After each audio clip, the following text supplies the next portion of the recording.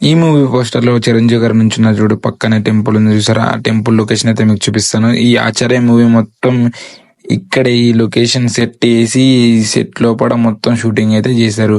ఈ టెంపుల్ అయితే ఇక్కడ బిల్డింగ్స్ కనిపిస్తున్నాయి కదా, ఈ సెట్ లొకేషన్ లా అంటే వెనకాల గ్రీన్ క్లాత్ పెడతారు, లేదంటే విఎఫ్ఎక్స్ సిజీ చేస్తారు.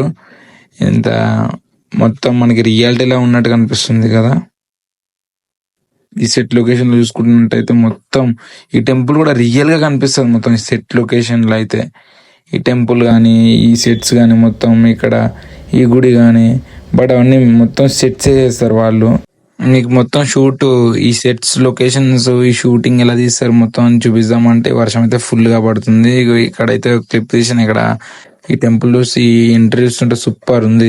ఆచార్య మూవీ అయితే మొత్తం మనకి ఒక విలేజ్ లో, ఒక ఫారెస్ట్ లో తీసినట్టు అనిపిస్తుంది, కానీ ఈ మొత్తం టెంపుల్ లొకేషన్ సెట్ మొత్తం అన్ని ఇక్కడ తీసారు సినిమా అయితే. ఇక మా ఫ్రెండ్ మేము వచ్చినాము, వ్లాగ్ తీస్తున్నాం, వీడియో అయితే.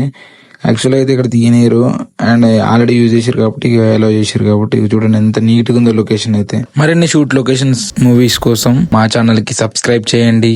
Thank you.